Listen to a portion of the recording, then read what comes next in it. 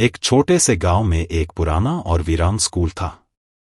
गांव वालों का मानना था कि स्कूल के एक पुराने कमरे में चुड़ैल की आत्मा भटकती है। स्कूल के छात्र इस कमरे के पास जाने से भी डरते थे, लेकिन 8वीं कक्षा का एक बहादुर लड़का अर्जुन भूत प्रेत जैसी बातों पर विश्वास नहीं करता था। एक दिन स्कूल में छुट्टी के समय अर्जुन के दोस्त अमित ने उसे चुनौती दी। अगर तू इतना बहादुर है तो उस कमरे में जाकर दिखा। अर्जुन ने मुस्कुराते हुए कहा, ठीक है, मैं जाऊंगा, पर तुम सब साथ चलो।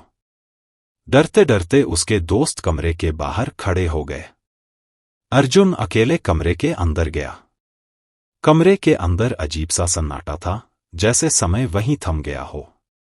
एक पुरानी खिड़की हल्के हल्के आवाज कर रही थी, मानो कोई हवा में फुसफुसा रहा हो।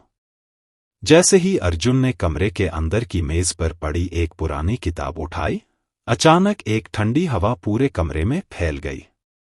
अर्जुन ने देखा कि सामने रखे शीशे में उसकी परछाई के अलावा एक धुंधली आकृति दिखाई दे रही थी। वह आकृति एक औरत की थी, बिखरे बाल, सफेद साड़ी और लाल आंखें। अर्जुन का दिल तेजी से धड़कने लगा। वह आकृति धीरे धीरे बोलने लगी, यह स्कूल मेरा है, यहां से चले जाओ। अर्जुन ने हिम्मत जुटाकर कहा, तुम कौन हो और तुम यहां क्यों भटक रही हो? तभी चुड़ैल की आत्मा ने अपनी कहानी सुनाई। मैं इस गांव की रहने वाली थी। वर्षों पहले कुछ लोगों ने मुझ पर झूठा आरोप लगाकर मुझे मार दिया। मेरी आत्मा तभी से इस कमरे में बंद है। मुझे मुक्ति चाहिए। अर्जुन समझ गया कि यह आत्मा बुरी नहीं है, बल्कि दुखी है। उसने गांव के बुजुर्गों को यह बात बताई। गांव के पुजारी ने सभी को इकट्ठा किया और कमरे में एक पूजा करवाई। घंटों की पूजा और मंत्रों के बाद अचानक कमरे में रोशनी फैल गई और चुड़ैल की आत्मा मुक्त हो गई। उस दिन के बाद स्कूल का वह कमरा फिर से खुल गया।